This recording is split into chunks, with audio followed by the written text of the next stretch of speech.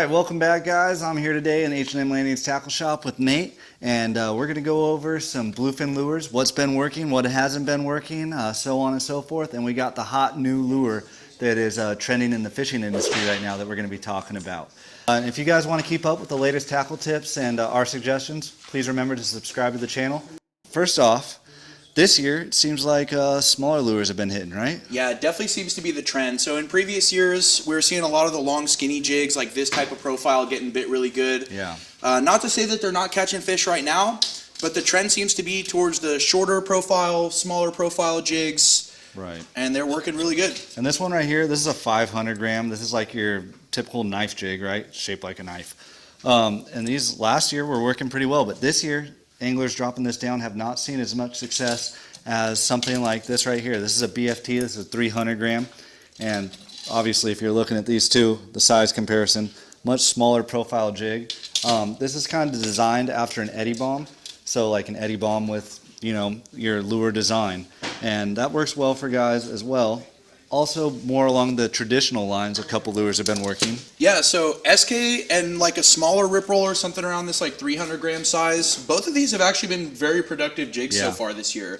Caught a few big fish on them for sure. The 250 and 300 gram SK especially, we've caught lots and lots of fish. And again, still a little bit smaller of a profile, not quite as long and skinny. These SKs kind of flutter a little more on the way down. For sure. The rip rollers are a little bit quicker, but both of these lures have been working very well the last few years and continue to do well. But now we're going to talk about new to the market kind of. It's just been taking over the tuna scene here, and that is tungsten lures. We mentioned this 300 gram lead right here, right? And then we got a comparison right here. This is 220 gram tungsten. Basically the same size, but if you look at the profile, this is an eddy bomb. This is more shaped like a Daiwa Zakana. So this Daiwa Zakana is a 100 gram. 100 gram. Look at the size comparison. They're almost the exact same size, except this tungsten lure is 220 grams. This lead is 100 grams. Tungsten, 1.7 times more dense than lead. So if you have the same size lure, you have 170% times the weight. Getting down there to these big fish where we were using a 500 gram lure to get down there, you can use something that's a third of the size basically, 220 gram, because it's so dense, it's getting down there. And like we said earlier, these fish have been locked in on smaller lures.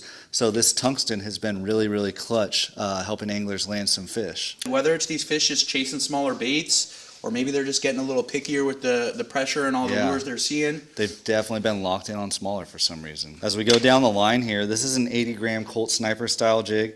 And this one right here, you can see is almost the same size. This is a Daiwa. It's 180 gram. 80, 180. Or it's more than twice the weight. Yeah, like more than twice the weight. Almost identical sizes. So that's pretty crazy that tungsten is doing this right here. This is a Jigpara 180 gram. Same thing if we're comparing it to the 80 gram Colt Sniper. Almost the same size, except it's so much more dense, so much more heavy, and it's able to get down there. If you're fishing daytime, you might want to try this 100 gram tungsten bait from Daiwa. You know, that'll get down there really quick too when you're I think struggling. in the daytime is when that really comes into its own too. Likewise, if you scale down your line size, like you start fishing, say 60 pound or 80 pound instead of your 130, 150, whatever you're fishing at night, you can get a small jig down a lot more effectively to whatever depth you need to get it to. A lot less resistance falling through the water. Well, I've had like night bites where Colt Snipers are doing really well because on smaller fish, the schooly fish, they're up higher, right? But it's hard to get down there. I have to cast way down swell. Right. And a lot of guys struggle. So something more dense like this, it's going to work well on big fish and small fish, no matter what depth they are in the water column.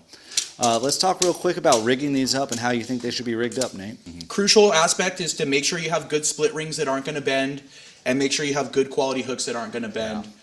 Take your pick. Some guys like to fish a treble hook on the bottom. Some guys fish them like an eddy rig with a single assist up top and the treble on the bottom. Some got the dual assist on the bottom. So again, I don't think there's a right or wrong way. Typically, fish will find the pointy end on their own, and you just got to make sure it holds on when they do. Yeah, this has been kind of a hot topic in some fishing forums I've seen lately for these long knife jigs, how to rig them up. We suggest putting hooks on the bottom only. Some guys like to put hooks on the bottom and the top, and I'll show you what kind of happens here with my tuna fish next to me. If he has one in the mouth and there's a hook down here, you're pulling him sideways this whole time. You never turned his head. It makes it really, really difficult to fight a fish. That's why on longer lures, we suggest hooks on one side or the other. But with these small lures, tungsten and Eddie Bomb style, the BFT right here, you can put hooks on the top and bottom because it's such a small lure that you're not going to have a big spread. So you have a lot more freedom. You can put trebles on the bottom like you mentioned and big hooks up top, or 2-in-1, whatever you want to do. All right, another key factor to think about when selecting your lure is the weather. How fast you're drifting is going to play a part into what lure you need.